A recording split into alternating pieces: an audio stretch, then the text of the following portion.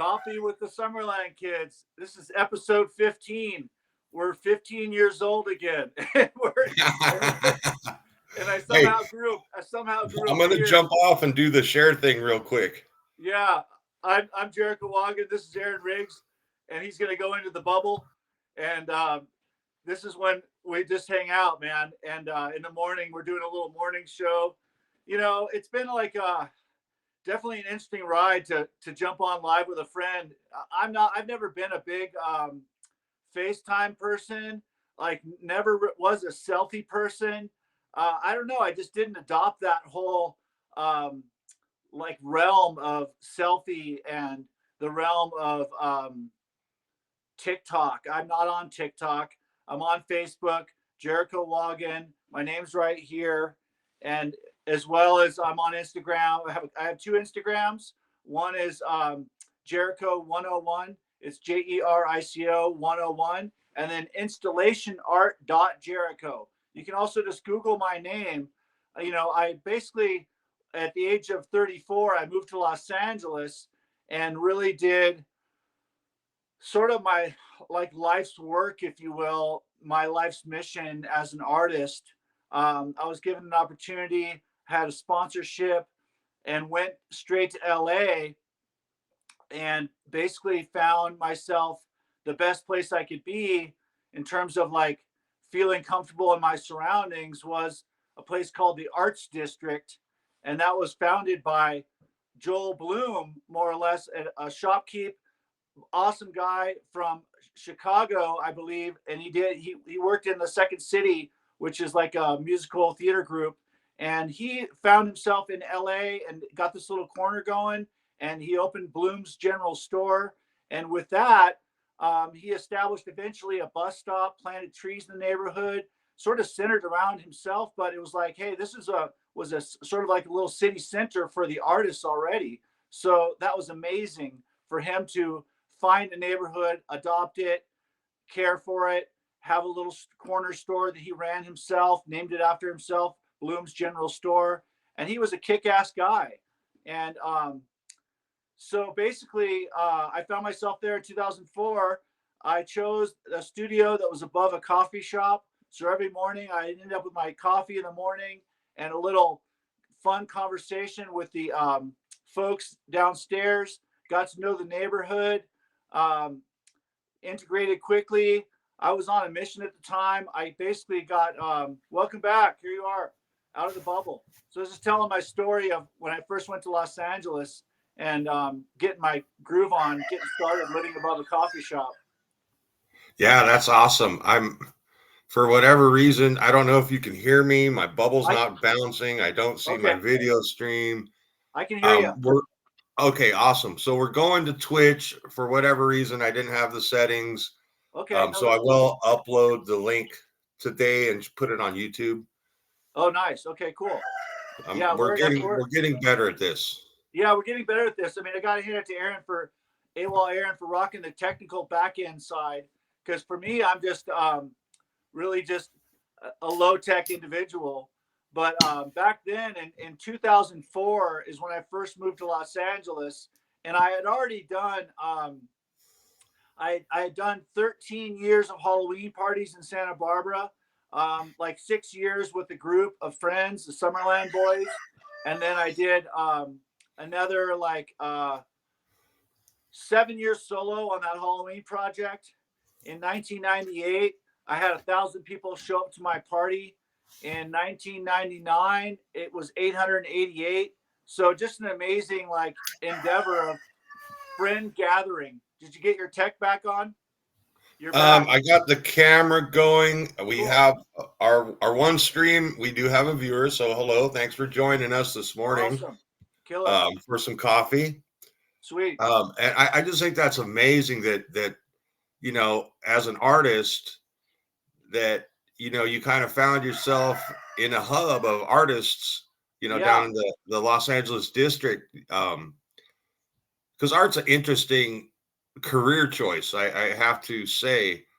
Um, and Yeah. it just I can only imagine some of the like just normal business troubles that you had to overcome Yeah. to, I guess, eke out survival by doing your art. Yeah, I mean, I was fortunate. I had backing in the beginning. I had a sponsor when I moved to Los Angeles. So I could say I know what it feels like to have your college paid for by your parents. My parents didn't pay for college. I went to Santa Barbara City College for a few classes, but upon getting a sponsorship situation like a patron of the arts backing me up, um, that really helped me greatly to put me in a position. But I'd already done Burning Man in 2003 with an amazing success. And then in terms of like when you set up your art project and you get approved to set up your project by the Burning Man organization, and then there's a lady, her name was Lady B. So Lady B took me out in a golf cart onto the playa, they call it, into the desert, and told me, here's where your art's going to go. So I set my work up, and I really didn't. I guess I just kind of like had a feel for, maybe she told me which way to put it because it was a long linear piece of art. So I just set that thing up in the desert, and amazingly, it withstood some pretty heavy winds. At one point, we were freaking out, thinking it was going to blow over because out there the climate is across the board in terms of what can happen in Burning Man. Yeah, it's crazy. I guess I was watching some stuff on the most recent one, or maybe a couple years ago. It Yeah, rained, and yeah, everyone, the the news mud. made a big deal about it. Oh, it's mud. Everyone's stuck in the mud. But then you go to some of these burning, I don't know what you call them, Burning Man people, burners. Burners. They call burners. Yeah, the burners. Yeah, and then so I was watching some of their videos too, and they're just like, yeah, it's muddy, but we're just got to chill back for a couple days until it dries up. So I Yeah, think the news spun it like, oh, drama, everyone's dying, they're yeah, stuck. Uh, there's poop everywhere when it's just mud on the shoes in the porta right. potties. And then you Yeah, see these burners saying, "Oh no, it was actually quite amazing because it rained, but then it cleared up like it was something, um, otherworldly almost, where it cleared up and yeah, and dried everyone, out probably. like the burners are real helpful to each other. So it's like Yeah, maybe someone had extra food, and so no one starved, no one ran out of water. yeah, I just think it's weird how there's two versions of what actually happened. right. I think the Burning Man community, I think it sort of like parallels um, life regular community. You of course you learn a lot when you're out there, like how to be a good neighbor, and it's essentially the way communities actually supposed to work. Out there is like a micro community for a moment. I think it becomes like Nevada's like fifth largest city for a week or something during the actual time that it happens. So it becomes its own little city with medical. I don't know if they have dental, but they got. When I went out there, they had a coffee shop, like a huge area. And that was the only thing they sold. The only thing you could buy out there was coffee and ice. So you had to bring everything else. Okay, yeah, I had a couple of friends go, and they told me that it's barter though, mostly. Like Yeah, like it's really, they kind of trade. say don't bring money to Don't this. bring money. Yeah, bring if you were a margarita master, you'd bring the ultimate. You'd bring like 50 gallons of tequila and 50 gallons of mixer, and that'd be your tradable item. Because your neighbor might be making tacos, so that's the perfect pair. My neighbor makes tacos, I make margaritas. You're a hit. Yeah, wow. Yeah, so it's fun. That's too much. That's Yeah, it's classic. I you went know, out there for just did 2 years of that out there, and then I did Coachella Music Festival, and that's a whole nother world. More of you know regular cash ticket. Um, Everyone's getting paid for the most part on the artist end at least, and there is a lot of volunteers. I took a lot of my friends out there. Cheers to my friends who helped me, um, especially Mark and Jason and Bomber. Right along my side, helping out with the hands-on build aspect, and Steve Samo Jessica Shokrian actually filmed. At some point, I'll be able to get my it's a CD or DVD, whatever. It's a film. I made a documentary movie about my installation, but I've never been able to upload it to YouTube or anything. So it's just as yet unpresented, if you will, or something. Unpublished. Yeah. Unpublished archive. Yeah. So Gosh, art. I Such know a beautiful it's thing. I mean, like, I admire it. I've always had art in my family. My grandma sponsored a guy named Larry Meschino. oh cool. So before he was making his life out of it, he was still making his life, just not really a lot of money. She would buy paintings from him. He did gold leaf portraits and different things. And it's just, she had a bunch of his art, and like she would buy his art. So I've learned my life to appreciate art. I've never been really good at it. Yeah. I've never really Yeah. been passionate about doing the art per se. I do have, certain things I enjoy, but I've never seen myself at that level of artistry to where I could go out to a public venue like that and do a big installation. But Yeah. I think that everyone has like an artistic form, kind of Oh, say. for sure. Yeah. I mean, there's so 'Cause, much art around us. yeah, Exactly. like I always looked at communication can be an art. You got theater, you got singing, you got Yeah. spoken word poetry, you got comedy. Um, gosh, Yeah. you've got clowns and circuses. This is all art. Just because you're swinging around on a trapeze and using your body as the canvas per se, Yeah. that's still an art. And I think that people don't tune into it. Even programmers, it's an art to Oh, for sure. computer programming. And I think it's about passion. It's about Oh, our definitely. emotions and Yeah. expressing our emotions and realizing our emotions and living in our passion of what we're doing, Exactly. whatever. Yeah, You I know, felt it. I was so passionate in the early days about the party, especially when the party got so big that we had to essentially. It came to a point where they can't. They were like, "We're canceled. We're done. The disco's over." I'm like, "No way, man!" So I went out to Santa Barbara and found a Mexican restaurant with an owner that was like willing to work with me, and the DJ was like, "Hey, this sounds cool." So I basically rented a venue I think it was 1996. It may have been 1990. I think, yeah. So, anyways, 1996, rented a venue, threw the party at the venue, and everyone still showed up. But I realized at that point I had to promote it. So I would hand out little pieces of paper invitations for the event. And that became how I did it. It was very organic.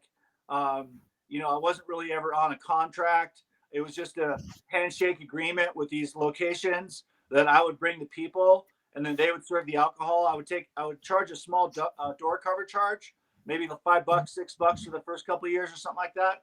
Um, but they would take the bar. So I'd take the door, they take the bar. That was the arrangement. They were always happy because a few hundred people would show up to their place and drink. So they were stoked. and that's for the Halloween parties. Mm-hmm. So that's pretty cool. Yeah, To basic. get a venue to say, yeah, come on in, do your decorations, invite your people, Yeah. and we'll do the bar thing. And I think that's kind of cool because we did some comedy shows and it was kind of the same. Um, we contacted the venue. They're like, okay, go ahead. And all the people came, all the comedians came, and they sold the beers. And we weren't doing Yep. a cover charge. We were doing a donation of a toy. It was a toy drive. Oh, cool. That's awesome. And we were at the Universal Bar and Grill down there in North Hollywood. So that it is known for, I think they have a regular weekly open mic. It's not like a comedy club, but it's there in that comedy club area of North Hollywood. Nice. And they did have some comedy days. So Cool. it was similar, the event Yeah. thing. And it was just, I always thought, gosh, this would be one heck of a way to make a living. Yeah. To be able to go out and just socialize and entertain a crowd for a few hours and that's my work week. Even though, like, and I know art takes a little bit more than just putting it down. Yeah, no, for sure. There's so much more to it. I mean, I was very fortunate with like Coachella Music Festival and Electric Daisy Carnival to where with Coachella, I heard it on the radio on KTYD on 99.9, the Santa Barbara station, advertising Coachella Music and Art Festival. So I'm like, music and art, what's up with that? So I looked it up online. This is early days because this was 2004, about maybe it was 2003, and I saw online they were accepting. It said submit your art installation here. So I submitted my images of my work, and the guy said, I think we can work with you. I'm liking what I'm seeing. And then he said, something to the effect of, what's it going to take to make this happen? And I'm like scratching my head. I think he's talking about money. And I just said, this is year one for me. I'm like, event passes, camping passes, and that's it. And he's like, we got a deal. So it was essentially like for them, no money out of pocket other than, the expense of my crew in terms of their passes. So that was, That's cool. yeah. So I didn't want to put a layer of any doubt of being there. I was like, I'm already there. I'm like, No, I got a couple friends that have done Coachella. okay. One of them's done an art installation or was part of a group that did art installation. Then I actually had a friend that was an entertainer, had a stage and Oh, had a cool. whole like little camp.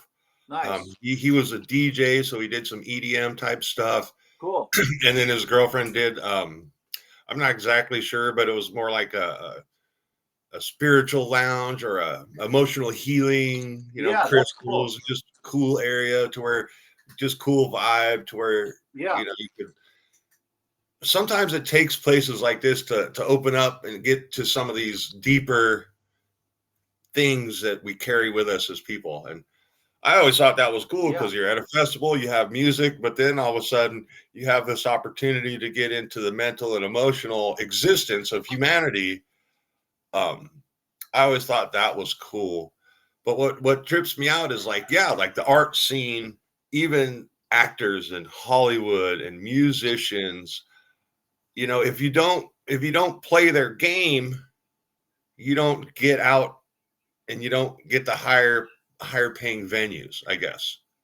Yeah. It's challenging. I mean, the second year that I did it, they asked me to make it 400 feet long because the original piece was 138 and they wanted me to make it bigger. So they just liked my idea and they wanted me to expand upon my concept. And I came up with a budget of like 25,000 or something because it was the only way I could foresee me doing essentially what I had already done, but expanding upon the idea. And they're like, "Oh, we can't do that. I'm sorry, we can't make that budget happen." Well, I'm like, "Okay, so what can you do?" And I think they said we can do $6,500. So I conceived a way to work with plastic instead of canvas, which is cheaper because I could get a 100-foot long roll of plastic by 10 feet tall for $40. So essentially, I made it 400 feet long using plastic, and then I cut wood polka dots as my art, and it affixed them to the fences of the festival right by the Sahara tent. Essentially, my art was like the back patio chill zone for the Sahara tent for like 3 years straight or something like that. Oh wow. So you like did the installation and it stayed there? Yeah, well, for the whole festival, exactly. So I come in, we install once the festival's like essentially like the fences are put up and the tents are built. They're huge tents. Essentially like the infrastructure of the festival's already there, and then they're ready for the art to come in. So that's when we would load in before the festival started, and it would take about one day. I would say a good solid heavy work day to install the work in a full work day, and I had like up to about 25 people helping me put up the work, um, and then the next day this festival starts. So that's pretty much the game there. That's pretty cool. Yeah, I think that venue. I mean, I do a lot of mindset stuff, And one of the things we talk about is your setting, your environment. You Yeah. go to a place that's got conflict and noise and distractions, you can't work. And you go into a place that's set up, you're comfortable with, you can work. And that works in so many different ways, as far as not just work, but you know, let's talk humanity. When you're in a Yeah. relationship with somebody, you go to a nice secluded beach versus a public beach with hundreds and thousands of people coming and going. It's a different setting, it has a different feeling, and you can express differently. And I really like how what your artwork did was create an environment within an environment. Yeah. um, and That's just kind of bring in your energy, because I know that just the energy you put into something can show. Oh, for sure. Yeah, and to see people interact with it with pure joy in their vibe, and also children. Like surprisingly, people bring their kids in some cases to Coachella. Back then, at least they did, and the kids had a magical experience because the work is very colorful and bright and happy.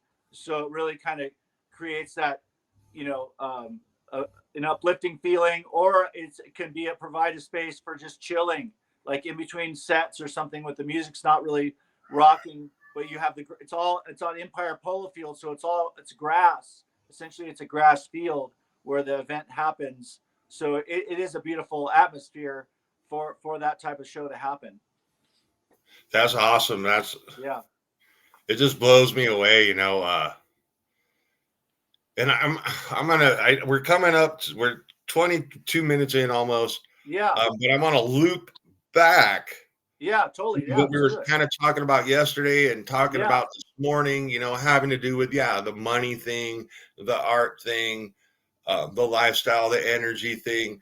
Because yesterday we were talking about um, some houses in Summerland. yeah. We found my grandparents' house that my dad built for my grandparents for probably 300 grand, and Grandpa sold it in maybe let's just say 1993, or I'm just guessing in terms of Yeah, yeah. time. And it's like, it's a trip, because I was thinking, okay, one of these days I'm going to go back to the coast. I would love to go back to the hometown in Summerland. I found not my old house or right next door or anything, but it was on the same block.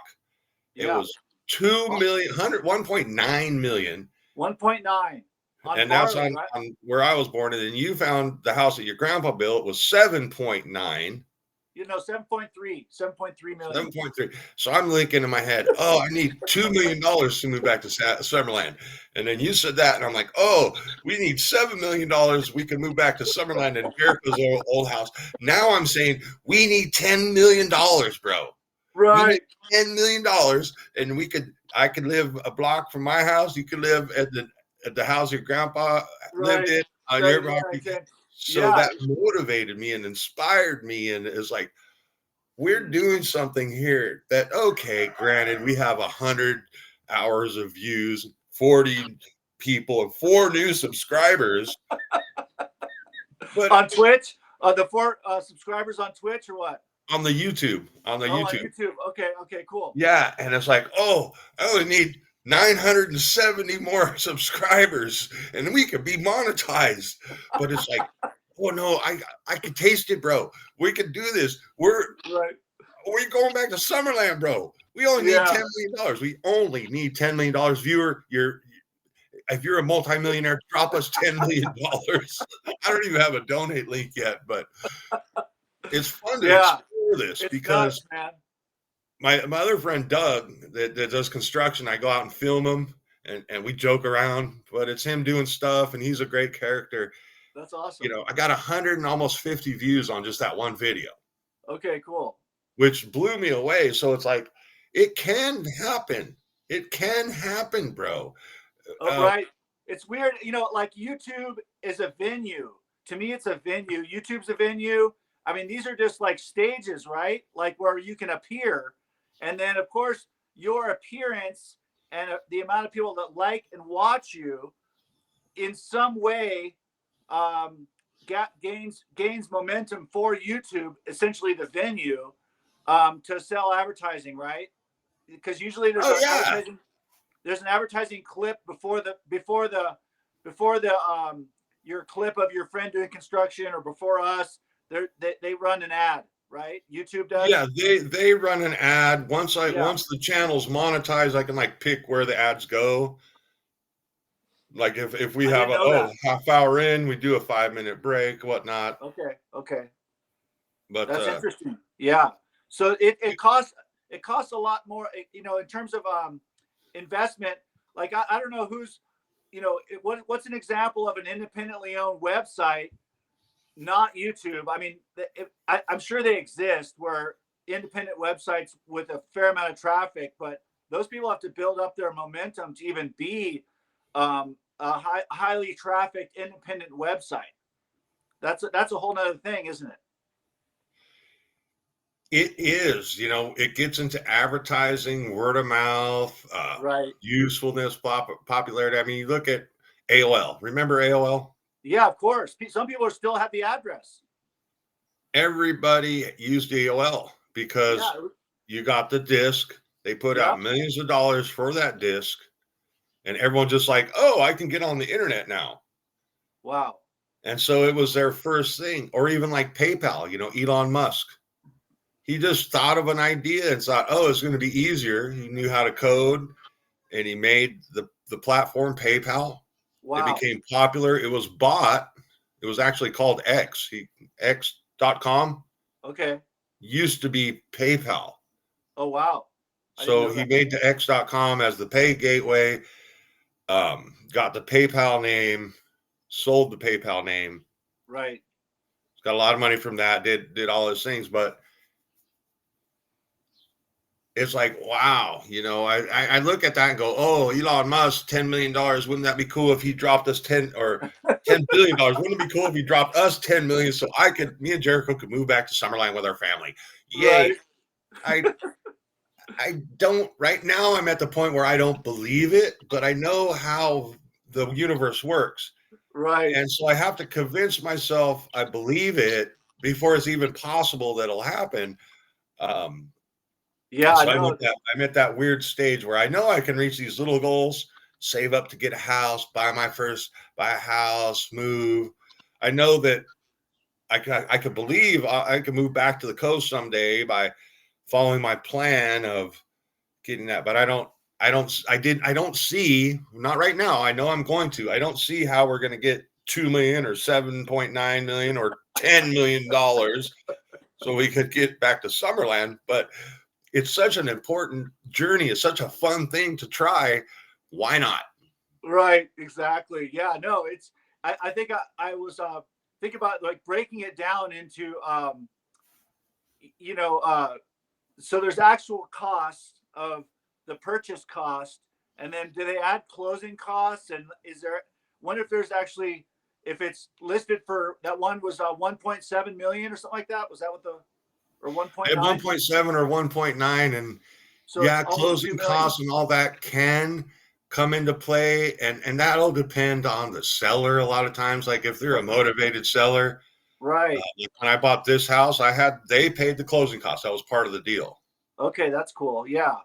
So at Yeah. least you have it's good you have previous experience, and you're currently in the home ownership game. So that's a big deal, because I break it down into the context of the math of knowing, like I said, what's it going to cost us per month if we were to share that $2 million, let's just say $2 million buy-in, and then what's our yearly expense associated with the house. We know we got to pay gas, electric, trash, water. There's all those other little associated bills that come along with it. So that's a thing to consider. But I guess, like someone who makes $2 million a year, can they afford to buy the house? I don't know if that's the case. And that all depends on your credit and your expenses, Okay. I got right? good So credit. One thing I do have going for me is I've maintained a good credit score. So, you know, hey, I wanted to see, do you want to play? Maybe we'll go to 35 minutes, but you want to do play the Summerland song again? Um, the Rust. Yeah, I think it's a good idea as a show closer. I think it's a good show closer to play the Summerland Kids Rust reggae song. Okay, let me see if I can. I've got two versions of the Summerland Kids. They're both reggae. I think version one maybe is the one, but so my idea is play that song, and then we'll come back on for like a thank you guys after you play the song. All right, let me Yeah, pull it up. I was in the studio. I'm trying to do live streams of me in my Suno lab. Yeah, And what then kind of area? just do my radio show thing just so I can get all the songs I'm making. I have one song that was the first song that I made that I'm not going to play until I get 1,000 followers. Okay, Period. And that's so cool. I'm just going to keep playing the songs and doing my radio show after our show. But Yeah. yeah, I got it pulled up. So Okay. give me Cool. a second. Nice. Yeah, Um, Aaron wrote the lyrics to this song, by the way. So here we go. yeah. Okay, let's see. Is it? I'm still getting used to the whole platform. So yeah, I want to make sure we're in here. We're in the Yeah. bottom. I'm in the Suno lab. You can see it. This is the first version. Here we go. Okay.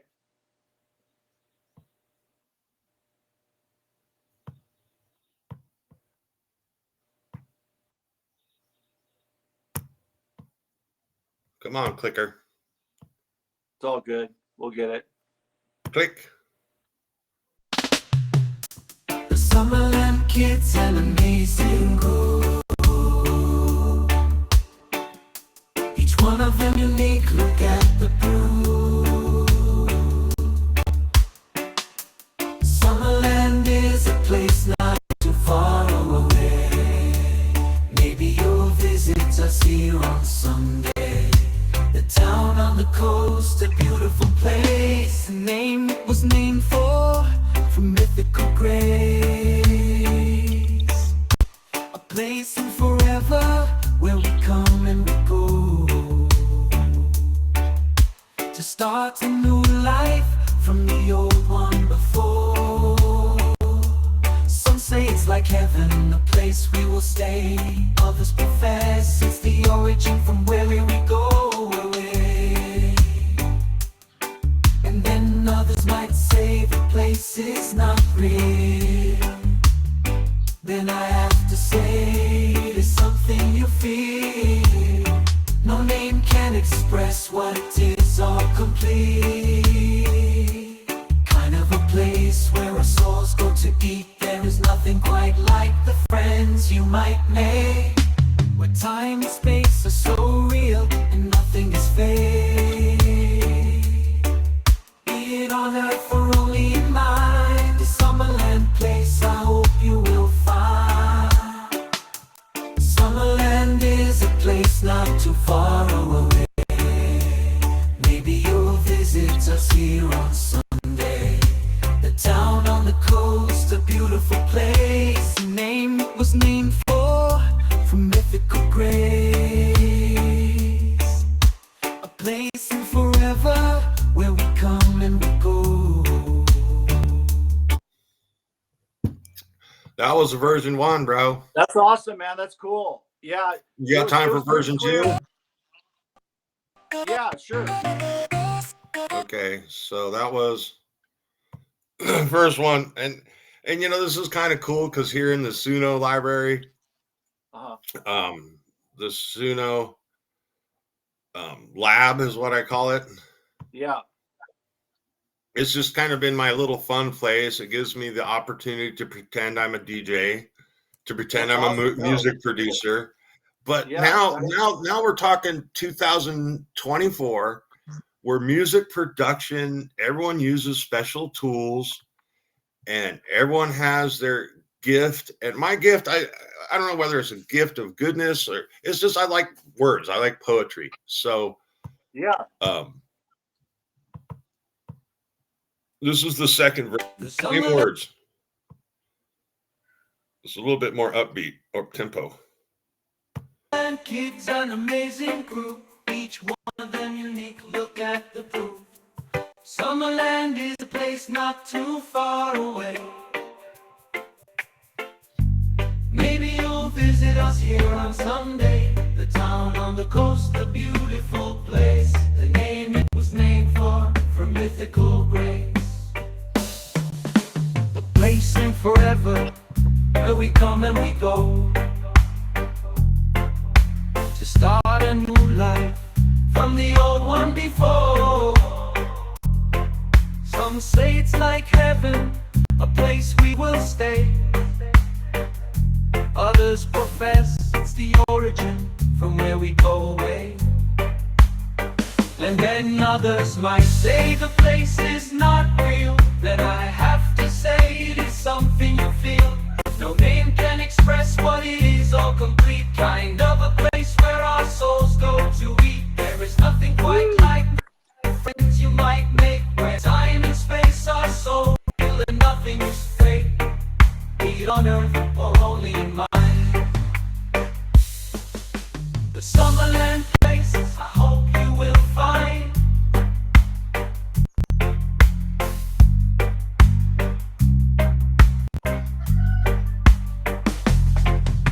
The Summerland place, I hope you will find.